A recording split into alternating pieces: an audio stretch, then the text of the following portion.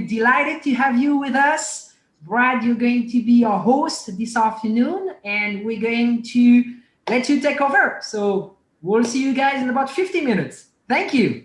All right, thank you, Francisque, and thank you, John, as well. And want to say welcome to everyone for joining us here for Industry Week with EPARTRADE. We are going to talk to CP-Carrillo here this afternoon. We have a couple of guests, both Matt Herrera from Outcast and from CP-Carrillo.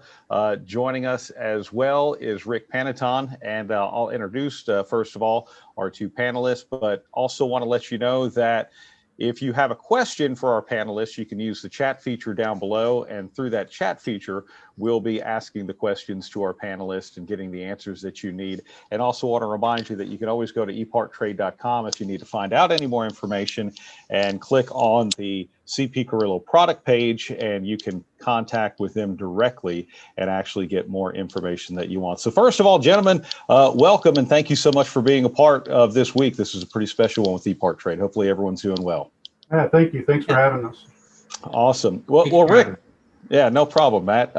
Rick, let's just go ahead and start with you and let you talk about the company just a little bit. I know CP-Carrillo has been around for 57 years now. You do pistons and connecting rods and really support the racing industry. So if you would, just give us an overview of what you guys do and what you have to offer. Well, CP was actually started about 22 years ago in 1998, and then we acquired Carrillo in 2007, I believe. So we produce pistons. When I started there in 2001, we were doing mainly NASCAR Cup, Busch, truck motors, a lot of high-end drag race things, and had originally planned just to do that kind of business. And then later on, when the market took a dump in 2008, we just decided to go, let's get into everything. So that was a good decision, and we're happy we did it. We also came up with a sportsman based or sportsman priced line we call the bullets, and we can talk about those a little bit. Neat thing about the bullets is they're not made overseas in a, I don't know any better word than to make, but a cheap manner. They're still, the forgings are forged in America. They're machined on all the same equipment there at the facility in Irvine, California, and they're a real high-end part and a great value for the dollar. Is there any type of racing series that you guys don't support? I mean, is it pretty much anyone who builds an engine, you're going to have something for them? Yeah, for the most part. We've dabbled a little bit in two-stroke, and we got back off that for a while, and I don't know if the plans are to get back in that, but we do a lot of four-stroke motocross stuff, water sports, diesel, import for sure, domestic V8. We've done V8 supercar stuff in Australia for a number of years. So across the board, we've kind of got it covered. And we do anything now. I mean, you know, with the 350 truck motor for a tow truck, we've got a piston for it, you know, but it's a nice quality piece. Yeah, that's awesome. Matt Herrera, owner of Outcast. Tell us a little bit about you, about Outcast, and what you guys do to support the industry. Well, Outcast Racing Engines, we do a lot of dirt sprint car and late model engines. Majority is 360, 410 sprint car engines and 305 stuff. But we do a lot of other things. I help a couple teams. I'm a engine guy with Elite Motorsports with the Pro Stock stuff. And so all that kind of plays into my engines. And Rick Pannington is responsible for keeping everything in the combustion chamber. So that's kind of why we're here. But Outcast, I started Outcast 5 years ago now, and we're slowly gaining traction. I got hurt a year ago in a car accident, and so we're just kind of coming back from that. But we've had a couple good engines out there and some big series cars running up front. So we're just kind of waiting for our time to get in the limelight, I guess. But trying to build engines for different series and then be on the road with drag racing and everything that you're doing. I mean, obviously a busy person and recovering from your accident, as you mentioned. How hard is that to balance and manage all of that? It's pretty hard to balance it. The only way I can say to somebody if they want to do this is you definitely just can't have a day job. Because it feels like I don't go to work every day. It's like going to going to your playground, and that definitely helps. But there are some things in the 500-inch eras that are very challenging to overcome. Even in our sprint car engines, there's some things that we're struggling with right now that we're seeing in different materials and stuff that just kind of poke their head out in durability testing. And that's kind of what we're trying to keep our finger on. Yeah, no, that makes sense. Well, Rick, when it comes to everything that you guys are doing over at CP-Carrillo, you mentioned manufacturing right there in Irvine, California. How important is it for you guys to be able to design something, manufacture it all, be in the same place, as opposed to shipping things out to overseas and waiting for things to get back and forth? It's a big advantage, and that's one of the neat things about having Carrillo in-house. When we first purchased that company, they were still down in San Clemente, and we had an extra, I think it was 10 or 15,000 square feet in our building, that was there for future growth, and we were able to move them inside of that building and have both CP and Carrillo under one roof. And it's a slick deal, because if someone like Matt's going to order a set of connecting rods and the pistons, the design team for the connecting rod side is going to want to know the piston, wrist pin, ring, and pin lock weight, so that they can calculate and design the rod around the RPM of the intended assembly, and then also I call it, for lack of a better term, the crush, or the press against the piston rod pin assembly as it comes up on the compression stroke and the power stroke. So I'm able to model the piston in SolidWorks and give them the real gram weight of the finished piston within a gram, plus or minus a gram, rings, pins, all that, and they can design the rod accordingly. Yeah, in far as being able to design both of those together, how much of an advantage is it to really be able to marry up those two pieces that are pretty integral to the internals? It's a big deal, because whether it's aluminum piston or aluminum rod or a steel rod, we make both. By design, and we're able to also use a finite element analysis, where we'll take the part and put it in a kind of a real world pressure test to see where the part is getting upset or where it's happy at. And many times we can change the design to improve the part while also taking material away and lightening the part. Where, before all the advent of this kind of equipment and ability, it was more of a guess and an educated guess for past experience. So, and then you get the real world thing. I remember a couple of years ago, we were trying to find ignition pressures from a typical Pro Stock engine, and the team that had won the 2009 championship, his engine builder, they told us, I want to say it was in the 1400 plus PSI range, and one of the rod engineers said, "That's impossible. Those rods would never live at 1400 PSI." Well, they did, and they lived great. They ran them the whole year. So we're able to take our thermometer, so to speak, of this is where it's going to die and this is where it's going to live happily, and raise that whole bar. So it's the computer modeling, but also real world report back from a guy like Matt that's out, in the field. He's at the dirt track races and the sprint car races on a Saturday night, and he knows what these parts are actually going through. And one of the reasons I always try to align ourselves with really good engine builders is they're a very integral part of the team with us. And we get good feedback from the racetrack, versus what we're modeling in the computer, and then we can come to the best part from information from both sides. When it comes to that and all the development, Rick, if I'm coming to you as a customer and, I do this type of racing, I have these specific needs for my engine, first of all, I'll assume that you probably already have some type of a solution for that to get me started. But if I have something that I need further, how would I deal with you guys in development and different things like that of what I might need?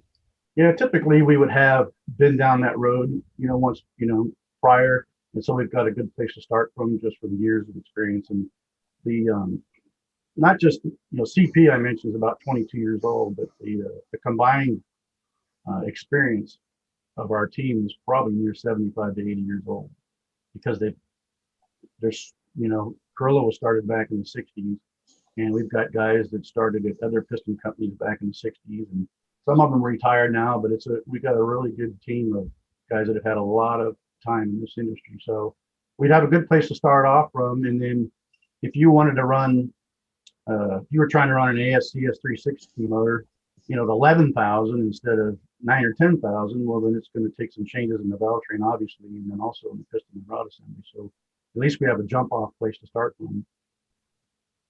And Matt, for you on that end, and we'll get to some questions here in a moment. And again, if you have a question, just use the chat feature and type it in, and we'll ask them. But Matt, for you, whether you be building sprint car engines or working on the Pro Stock, whatever it might be, how is it working, being able to work integrally with CP-Carrillo and to get exactly what you need and the most performance out of it? So they make my job about as easy as it can be with a piston. I know a lot of guys probably say that about their piston guys, but like Rick says, they have a lot of experience with anything that you can think of. They've built it all from 2 strokes to, you know, Kubotas. They could build anything. They could build a piston for it probably better than anybody, in my opinion. But they never stop FEA analysis testing. It's always trying to make it better. We're always working on ring grooves. We're always trying to make the piston lighter when we can, but still maintain some ductility. There's this never-ending cycle when we're chasing for more ring seal and more power in these engines. And I can tell you, I just finished my best 360 engine Friday. It was Black Friday, and we are 140 better than when I started with Rick at CP. And I can't believe how much of that I attribute to the piston and ring and the hone. There's a lot of it in pistons and honing. Like this piston behind me here, this is one of our older 410s, but it's a piston guided piston. This one came out of an engine about 11 races on it. The skirts, they look beautiful. And that was just kind of an example of when something's happy, as after you've worked on it long enough, you can make some pretty light parts live fairly well in a dirty environment. That's a pretty good testimonial. We do have a question from the chat. It says, CP, I have a question for my customers in my shop. I deal with a lot of Stroker 383 Mopar and Chevy, as well as small block Chevy and Mopar blocks, everything from cars to mud bog trucks, as well as 602 and 604 crate for dirt track. What are the major differences in the domes and pistons built? I always push your products in-house. Well, when it comes to dome design, I always call it a pretty dome, for lack of a better term, but this is an old 427 closed chamber super stock drag race piston. And you can see it's fairly straight up and down around the backside. It's got sharp edges on it. It's got a big lump of material right in front of the exhaust valve pocket here. And that would give you maximum compression in that class, but I don't think it would run all that good because this section of material in the front here gets in the way of the air and fuel coming off the back of the intake valve during the overlap stroke, or what many refer to as cross flow. So it's been my experience to get rid of this amount of dome. You pick up cross flow, you help the exhaust port drag on the intake better during overlap, and the intake port flows better because it's got a better signal from the exhaust going out the exhaust valve during overlap. So this is a little bit different head. This is an SR20, but you can see the radius corners. You can see I colored it in so it's easy to see, but there's a flare laid back area in the intake pocket to help facilitate cross flow. This piece of material in front of the exhaust valve pocket, we've knocked it out of the way. So I always call this quantity, and that's quality. And the quality of the dome shape will always get you to the winner circle better than quantity. And many times, some of these max fit domes, by the time you hand fit them and make them fit, they can be as little as a cc better of compression ratio, but it's a very inefficient extra cc of compression ratio.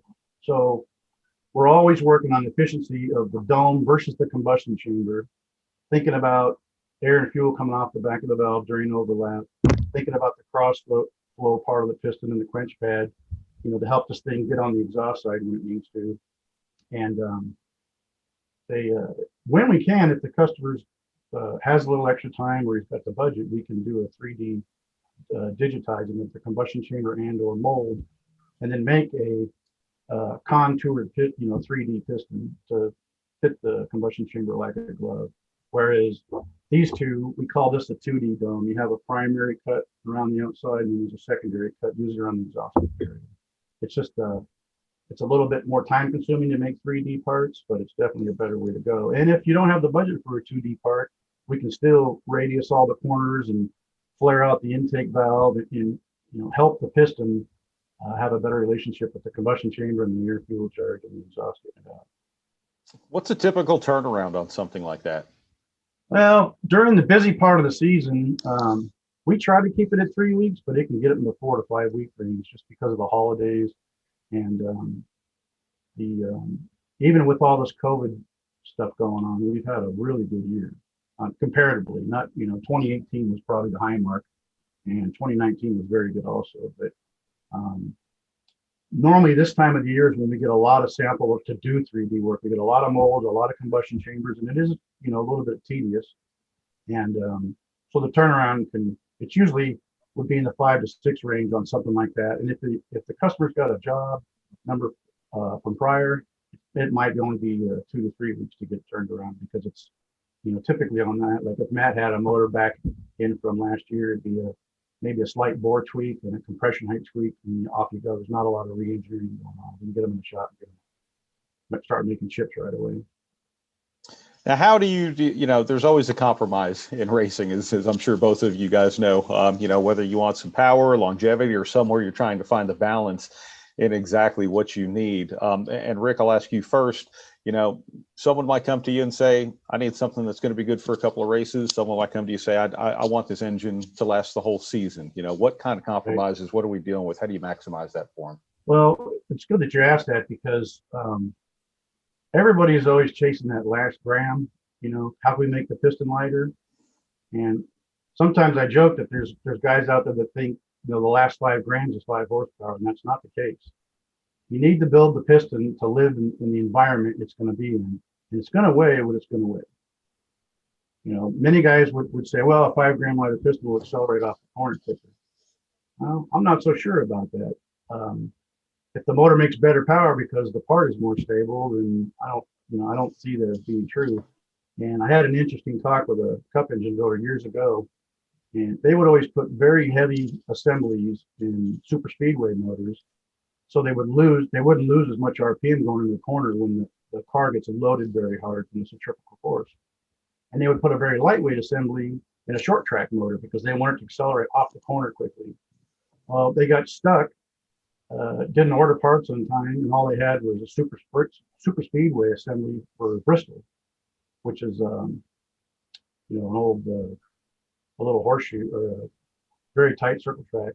And he said that thing hauled the mail. The only complaint the driver had was he had to use the brake a little bit more because the engine didn't have as good engine braking with the heavier assembly in it. But he said it dynoed fantastic and it raced really good. But the driver just had to use the brake pedal a little bit more. So, and most customers are really good, and Matt's a good example. He'll say, hey, can we get it to this gram? Let's say 400 grams, and I'll come back and say it's 415, and that's it. If we go any lighter, this thing's going to start getting angry at me on the FEA test. So let's fly with it. He's good with it. Matt, how about you? I mean, if you're building engines for David Gravel or Sammy Swindell, or, maybe you're thinking about a bigger track or a smaller track or a driving style and all of that, how do you find that balance? How do you manage that compromise with what you can do with CP? Well, that's where I rely on Rick. I mean, I have kind of what I think we need to get away with, and in the end, I let Rick make the final decision. But we pretty much work fairly easy because we're both on the same spectrum. Is we don't believe in shaving 5 grams to save some weight for longevity. We're pretty safe on weights and pins and rods and all that stuff, and they can come about as close as you can get on how light it can be before it will fail with how much cylinder pressure you're making. I do know firsthand experience their FEA analysis is within 1% of where the failure is going to happen for cylinder pressure. It's pretty accurate. All right, we've got another one from the chat. And again, if you have a question, just hit the chat feature at the bottom and you can type it in. This one says, can Rick elaborate on the effectiveness of piston coatings? I have some opinions there, and Matt can chime in too, because he's actually learned some stuff that's, re-educated me too. But typically on skirt coatings, I personally have never seen an ABA test where the motor made more power with skirt coatings, unless it was extremely too tight for piston wall clearance, which doesn't really happen too often. A good skirt coating, they have abradable coatings now that like Line to Line makes, and I've had really good report from customers that really like that. Sometimes we can build a piston with 8 thousandths piston to wall clearance, and they'll put 4 thousandths of coating on it, so the motor goes together at 4 thousandths cold, and it'll basically scrub the coating away until the piston's in a happy spot, as simple as that sounds. So the biggest benefit I've seen to skirt coatings is if you've got a nice set of pistons, but the piston to wall is getting on the high side, you can enlarge the piston diameter with coating and let it find its new happy home with an abradable coating. If when the engine's on the dynos or in the car, after it's been put in the car, and someone forgets to put oil back in the engine, or put water in it, or turn the water on in the dyno, or turn the water pump on in the car, and you fire it, within 30 seconds or so, what am I doing here? And they shut it off. Most times the skirt coating will save the parts, where a naked piston is more than likely going to die. On the thermal barriers, my own experience is that typically the exhaust temperature goes up and the power goes down. So it's supposed to be a thermal barrier or reflector, and that's what it is. It deflects the heat right out of the exhaust pipe, and that's why the exhaust temperature goes up. And that heat energy is being wasted out the pipe, not being used to make power. Many guys will argue for coating as a protectant. So in case the tune-up gets too far out of where it ought to be, it doesn't burn the piston. Well, if you don't do the combustion chamber and you get the tune-up in a place that wants to burn a hole in the piston, it'll burn the chamber instead. If the piston's coated, and it's much more costly to repair the cylinder head. So in some instances, like power outer racing, many of my customers, they like having a small area in the piston. When the tune-up gets upset, it'll put a hole in the piston and tell them it's upset instead of trashing the cylinder head. We had a guy a couple years ago with an Engine Masters engine, and he coated it to put thermal barrier on the tops, and he was pushing the compression ratio pretty hard on a pump gas motor, but he burned part of the coating off the piston, sunk the piston, and burned the combustion chamber out. So it's just, I'll probably get some ugly phone calls from the coating people, but I just have not seen, big horsepower gains between the two. I'm totally cool with the skirt coating as a protectant, and the thermal barrier thing, still need to be convinced. That's just my own personal opinion. But I know Matt's got some experience with that too. Yeah, Matt, you almost smiled there for a second when he was talking about maybe forgetting to put oil in it or forgetting to turn the water on. Any stories you want to share? Be surprised at what customers are capable of. And some engineers. But for you, Matt, I mean, to continue with that question, as far as coatings go or anything, is there any place where you see benefits or detriments? The skirt coating, in my opinion, it's a good insurance policy. It definitely keeps the crosshatch and the bore longer and along, an endurance engine like a cup engine or something that's got a long time or run a long time with high oil temp. There is some anti-scuffing, but not a whole lot. There's just some protection left. The thermal barrier, I used to be a fan of it. I've gotten some mixed feedback on them. We've been doing a lot of Brunel checking crowns of pistons in the last couple of years, and the thermal barrier seems to retain naturally a little more heat in the piston, I suppose, because it's a little warmer, and they end up a little softer before you season them out. So that can hurt longevity. So we've kind of gotten rid of our thermal barriers on the crowns of them anymore, but we run coated skirts and everything yet. So. Okay, thank you. All right, another question. Are hard anodized top rings worth it? Rick, you want to take that?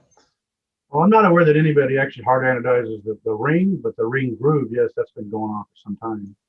And yeah, top ring lands. I'm sorry, I missed a word there. And just not to be persnickety, but where the groove goes is the ring groove. The land is the material between the deck and each ring groove. And I've even heard guys call them the ring glands, and I'm pretty sure that pistons don't have internal organs. So anodizing the top ring groove really came into vogue back in the early mid-90s in cup racing, mainly because in order to try to control the ring and ring flutter, the vertical clearance of the ring groove got tighter and tighter, and to a point where it started wanting to transfer aluminum onto the ring, what we call ring welding. And it happens at each lateral gas port, because when you machine the gas port into the top of the piston, I don't know if you can see that quite right, but you're basically machining a half a hole into a ledge. So it's a little bit precarious to do, because since you're only machining half a hole, it wants to steer the tool, so you got to go slow. And then the tool is turning clockwise, so it wants to hang a burr into the roof of the groove on the 3 o'clock side if you're looking at it. And the smaller the ring grooves get, and today there's rings that are as small as 20 thousandths vertical by 85 radial. And so it's very hard to get in there and deburr those burrs out of the gas port. So the anodizing of the ring groove was a good has been a good band-aid since the 90s. The one issue I have is the more anodized you put in a ring groove, anodized grows kind of like sea monkeys, like that old toy you had when you were a kid. You put the powder in the tank and it would rise up these little mountains and tetons. So unfortunately, it kills the surface finish of the ring groove, and it's a very hard surface, and steel rings are the mainstay today, and they're very hard. So it takes much longer for the ring and the ring groove floor and roof to lap it and have them, optimum seal, so that the ring pulls better on the intake stroke and seals better in the power stroke. So, if it's a extreme pro mod piston with 6 units on it, it probably won't miss, the 5 or 10 horsepower that's missing from ring seal. If it's a 9-to-1 limited induction circle track motor or an NHRA stock eliminator motor, it ain't worth it, because number one, that engine is going to run for such a short time, it'll never see any situation that's going to cause ring welding, and it won't pull on the intake stroke and seal as good on the exhaust stroke, until the motor's practically wore out, because it's going to take so much time to do that. So it's a long answer. I really wish somebody would come up with a ring coating that would replace anodized ring groove, because although it's a decent band-aid, it's not a perfect solution to keep rings from welding, but it's the one that's been used for some time, and it's fairly expensive and tedious to do, especially if you're doing just a ring groove. If you do the whole piston, which is fairly popular in power adder racing, it's not that big of a deal, because you don't have to mask the whole rest of the piston to keep the anodized from bleeding into the rest of the part. Yeah, what is the difference in getting just the groove anodized versus not, when we're starting to talk about cost and things to the end user? It's $50-$60 a piston easy, compared to maybe 20 to have the whole piston done. Wow. Which sort of on that topic a little bit, or you mentioned the deburring. I have a question in the chat. How important is hand deburring or blending the piston tops to help prevent hot spots? Well, funny enough, we've actually, in a lot of applications, we put a rough finish on. I don't know if you can really see that or not. It's instead of having the tool path, the tool go across the deck of the piston or the dome every 5 thousandths, we usually call a 30 thousandth step. So it leaves kind of a rough textured finish on the decks, the dishes, and the domes. And we believe, and we've found that to help air fuel atomization, much to the disbelief of some guys that think these little ridges might cause hot spots. So, and it really is specific to the engine. Like low compression, blown marine engines with, typical 24-degree big block Chevys that have a 118 to 120 cc chamber, and they're kind of big and lazy. So some of those ridges actually help. As far as this piston's got it's got some pretty good scallops on it, and we just do a light deburr. If it was mine personally, yeah, I'd go into the sand roll and tune it up a little bit, but I don't think it's as big a thing as some people, some guys might think. Power adder motors, maybe a little bit more so, but too often those you can end up with a lot of piston damage from really no more than way too rich of an air fuel mixture, other than a little sharp spot here and there. Matt, how about you? You have anything to add to that, either from the anodizing or the deburring, based on your experience? Well, I don't know if you guys can see this. I got the top of one here, and you can see, I don't know, the outer part of the piston is textured, and then the inside is kind of a involuted angle. But this area out here where it's textured, that definitely, I know Rick can back that up, where he's had some customers with low speed pre-ignition issues in marina or boats, you know, that were idling real low going through a marina, that would have low speed pre-ignition issues because of, you know, some wet, you know, chambers that were just oiled up from low speed carbureted engines. That definitely livened them up, putting some texture in the dome or in the crown of the piston. Kind of kept things active at low speed, I guess you could say. Interesting. All right, I have another question from the chat. And again, if you have a question, just use the chat feature and you can type one in, and we'll ask it of our panelists here. The next question is, how important is the clearance between the side clearance between rod and piston on the maul end and rod and crank on the bid end? I note the Carrillo rods have more clearance than stock rods at both ends. I run a Triumph TR4A. It probably means a small end, I think, but it depends on how much offset is on the. In fact, let's let Matt talk about that, because he's done piston guided piston rod assemblies in the past too.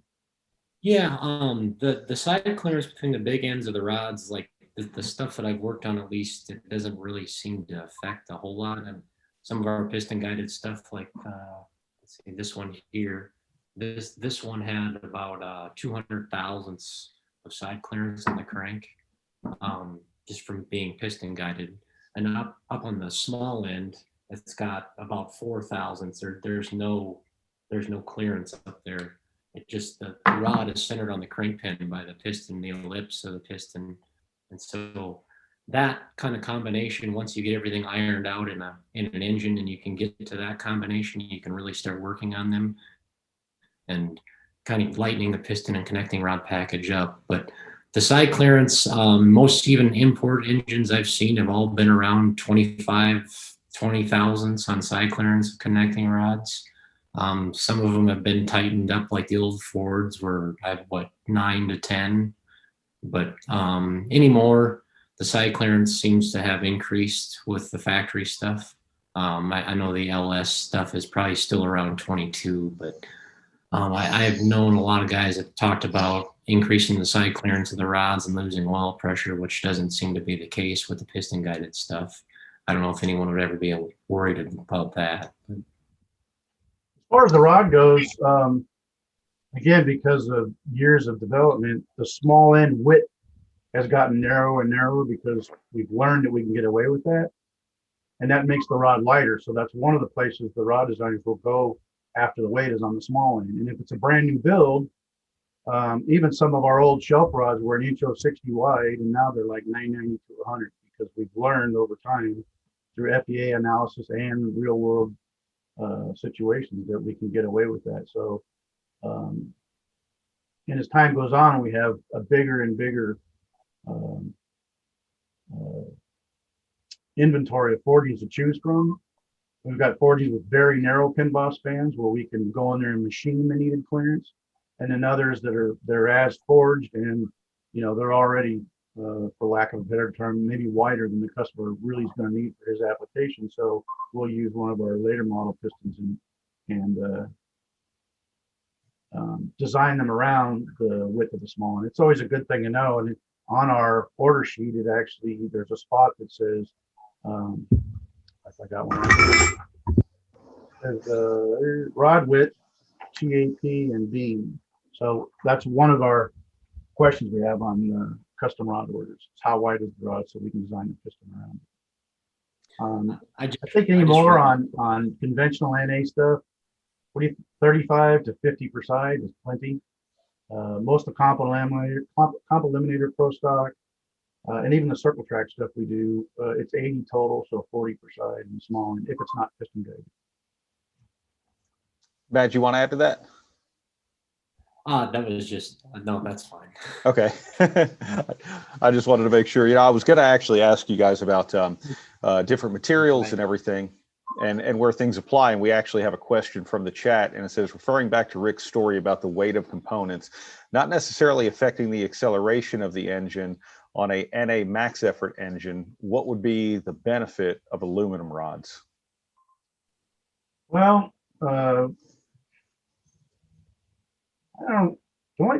truthfully, to me personally, the benefit of aluminum rod is if and when it fails, it doesn't chew as much as the engine. If a steel rod fails, it's pretty much going to buzzsaw most of the engine. Fairly unlikely you're going to be able to save enough to rebuild the engine. I'm sure Matt has a better opinion on acceleration, especially in pro stock stuff. But funny enough, over the last 20 years, there's only been 2 different pro stock cars that I'm aware of that run aluminum rods. They've all gone to steel rods, probably back from the late 90s, mainly because they could run the piston to deck clearance tighter, run less dome, because they didn't have to make up for the piston being 20 thousandths in the hole. And aluminum rods, to be able to survive in racing engines, what we call the strap thickness, this area here, and the whole rod has to be much bigger and beefier to live in the situation. So if you want to try to get the compression distance as short as possible, but the rod's 300 thousandths here, that rod's going to run into the underside of the piston sooner than a rod that's 180 to 200 thousandths. So that was another benefit. And to the best of the story I've been told is the first pro stock team, and I probably shouldn't say who it was, that went to steel rods. They went there so they could run a shorter deck, run a shorter compression height, or pin height, as we call it. Put the motor together. They went to their home track, and as soon as they let the clutch out, it ran right through the clutch pedal, right through the clutch. In other words, that's the term. It slipped the clutch really bad in low gear. So everybody's scratching their head, looking back, and then suddenly, the car owner, who's also the driver and one of the main tuners, was like, aha, inertia, our old friend. So in pro stock, as the bores have gotten bigger, the strokes have gotten smaller so that they can keep them under 500 inches. And since the strokes are have gotten smaller over years, the peak torque has gotten higher and higher and higher. So the inertia help has been a plus. And on aluminum rod, typically in a pro stock engine, and Matt can correct me, I think 40 runs is about as long as they dare running. A super series, top dragster, maybe 70, 80 runs tops. Our pro stock rod, they literally run them all year long, send them back in for freshening and put them back in the engines again. So the steel rods are about twice the price of aluminum rod, but they're also an investment, in my own opinion. And then Matt's probably got something to say about that too. In my opinion is aluminum rods have a lot of places, but a max effort NA engine is not one of them. There are definitely benefits in big nitrous engines or big mountain motor engines where they've just got so much natural rod mass. I know some guys run tie rods, but you can't get a tie rod light enough in some of those things, so they have to run the aluminum rods. Steel rod, there's definitely some benefits, and that's about the only thing that would live at the amount of G-forces that these parts see anymore for an extended period of time. I will say on the aluminum rod, a lot of the power hour guys like them because the rod is a bit of a shock absorber. So it tends to make the crank stay in the block longer and keep the bearings a little bit more happy. In an engine like a fuel motor, when we first started making top fuel aluminum rods, the first set went to my nephew, Richard Hartman, who's been, at that time, he was tuning Terry McMillan's car, and he's been with, I'm blanking out all of a sudden. Anyways, when they ran the rods, he told me that our competitors, typically in the first hit, the rod would squash 6 to 7 thousandths in length. And our rods only squash 3 thousandths. So to him, it was that much better. And then they call it forking. So the fork part of the rod on a fuel motor, once it gets bowed out enough that they can't just spin the rod bolts in by hand, it's a junk rod. And he said our rods live that way twice as long. So they could get 6 to 7 runs out of our aluminum rods versus, 3 runs out of a competitor's rod. And one of those big reasons is our connecting rods, the aluminum rods, are also forged. They're not billet, which same with our rods. Even the traditional Carrillo H-beam rods, I've heard them called billet rods for years. They're not billets. They're 100% machine forgings. And the reason we believe, or it's proven that a forging is better, is because billets are made out of extruded material. You've got the material matrix. They extrude it through, a tube, and they come up with a billet of material, and that's it. On forged pistons and forged rods, that material is now hit with a die under extreme pressure, and it moves all that material into shape and improves grain flow. So unless somebody wants to school me, a forged rod, whether it's aluminum or steel, and a forged piston is always better than a billet piston. The benefit of billet parts is you can go from idea to design to test much quicker than you can with forging, because you have to design the dies that make the parts, go make the forging, get them in, critique them, then make the part. Where a billet, literally, you could go from design to the racetrack within a couple of days. And then if it's proven, like with our Pro Stock piston, we ran billets all year, 2009 for the championship. And in 2010, we made the forging instead because it was much more cost effective for us to do. Another question just came in from the chat along those same lines then. Is a forged piston more structurally stable than a billet? Yes, every time. In fact, we Rockwell test our pistons in batches.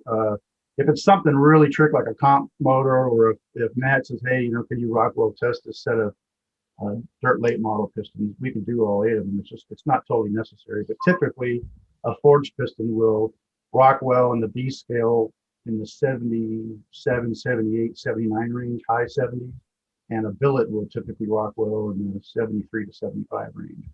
And we've used billets in all forms of racing and had them, as Matt called it earlier, timeout, where the engine has run its expected usage time and take the pistons out, and they're fine.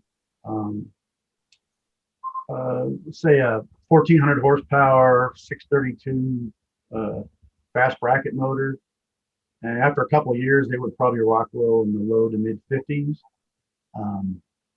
Back in the SP2 Chevrolet and C3 D3 Ford era NASCAR racing, the Fords would typically Rockwell in the low 30s after a 500-mile race, and the Chevrolets in the 20s. And the record, we had a truck motor come back from Daytona that it's Rockwell at 11. It basically was plastic because they make big power, but they're also trying to get fuel mileage, so they really lean on the AAF numbers. And you would expect to see a piston like that sunk and distorted, and it just looked like a good used piston, but they were definitely extremely soft after that. All right, we got about 5 minutes left here with our panelists. I want to ask another one from the chat. It says, would you use a steel rod over aluminum in an LS engine package that's turning 8,800 using a Magnuson-style power adder?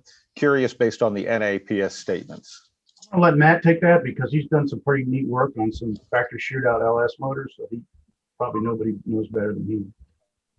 Yeah, I would use a steel rod over an aluminum rod in that application. Those NA, or the Magnuson style supercharged engines, they're turning into the 10,000 range now with wet sumps, and they don't have a lick of issues with rod durability. They might have bearing issues from oil getting there, but nothing to do with the rods. The steel rod, I probably wouldn't go to aluminum rod until the rod length got above 7 inches or something like that, where it was starting to get a pretty large, near like a 200 rod journal and a bigger pen for like a nitrous application or something. I know there's those mountain motor pro stockers, they're pretty much all aluminum rods just from the mass. But yeah, in that application, a steel rod that'd be my decision. Okay. I do want to ask another question for you guys, and I know this is probably one that we could spend the entire week talking about, but modern racing oils. Everyone's got a lot of opinions about oils, but you know, you guys are doing real world applications and true research. Matt is definitely your guy on that. One of the reasons I asked him if he'd do this with me. Well, where do you want to start on the race oil? As far as, I guess my biggest thing is I dyno for quite a few people up here, and I get a lot of guys that come into the dyno shop that built their own engines in their garages. And I'll just use an example. He had a set of CP. It was a 305 sprint car engine, and he bought CP rods and pistons or Carrillo rods and CP pistons, and he brings it up and it's got Rotella engine oil in it, Rotella 1540 diesel oil. And why do you have this engine that, it's a race engine? Why do you have streetcar engine or diesel engine oil in it? And that's kind of one of my big things is if you have a race engine, put a good quality race oil in, spend a little extra money. Don't put something in that's for diesel or high mileage street stuff. Put race oil in. And how often would you recommend cycling that oil? We changing it every race? What do you recommend? Like our stuff, like the pro stock cars, they'll change oil 6 to 8 runs, or if you go to the finals, you always change it. Like in our dirt sprint cars, we'll change them 2 to 3 nights. Dirt late models, they carry a little more volume, so they'll go 4 or 5 nights. That just kind of depends on how much contamination is getting in the oil, and the oil testing is something that you can really keep an eye on. That's became available to, any engine builder now can do his own oil analysis from his house and understand exactly what he needs to work on. It's very easy to do that now. And then one final question from the chat here, because I know our time is a little bit short. Does viscosity of the oil have any effect on the desired piston to cylinder wall clearance? I haven't seen it myself, but Matt, I'm sure because he's building the engines and he's at the racetracks and he sees much more of the stuff come apart than I do. He's probably got a better opinion. It doesn't seem to. A thinner oil, I would say, in a short-lived application, lubricates better. But there's also, like the pro stock engines, they're above 20 inches of vacuum, so there isn't a whole lot of things in the atmosphere and they're moving around. But a thinner oil definitely seems to lubricate the top ring better. I don't know how much bearings, extreme pressure a thinner oil has, but a thicker oil will protect longer than a thinner oil, but thinner will get there quicker. Which again comes to that whole compromise, right? Of trying to get power and longevity and everything else. Well, I do want to, what's that? I'm sorry. Constantly juggling that. Yeah. It's a balance. Yeah. Well, good. Well, I do want to remind folks, if you're watching right now, go to EPARTRADE.com. If you want to learn more about CP-Carrillo, you can go to their product page. You can request more information, give them their information, and I'm sure they're going to be very happy to help you with that. Rick, Matt, really can't thank you guys enough for participating here this week, and certainly learned a lot about what you guys have going on, especially having both of you complement each other. So thank you very much. Thank you. Appreciate you having us on. It was fun. Yeah. Thank you very much. Thank you. Thank you, Matt, and thank you, Rick. And please send our best to Cindy at CP. Cindy is a dear friend of us, and she has helped us since day one. She was one of the first supporter of EPARTRADE. She actually saw the platform before it was launched live. So, and when she saw it, she said, "This is revolutionary. I want to be part of it." So, Cindy, thank you for believing in us back in May 2018 when we launched, May or June, and we have had CP on the platforms ever since. So thank you, guys. Registering on EPARTRADE is easy. Fill out your name, email, phone number, and create a secure password. Next, select your business type. Choose supplier if you're looking to display products or services and connect with buyers. Choose Racing Business if you're looking to find new parts and connect with suppliers. Choose Race Team if you own or are a member of a professional racing team. Begin typing your company name. We most likely already have your company in our database, which you can select from the drop-down. Then, enter your job title. Choose Claim Company if you'll be editing your company profile. Other members of your company can choose Join Company if they'd like to use EPARTRADE as well. You can view and agree to our terms of use here. If you'd like to receive our weekly newsletter, choose Accept. Click Register Now, and your registration will be submitted for approval. You'll need to confirm your email once it goes through. To keep our platform industry only, you'll be approved shortly after.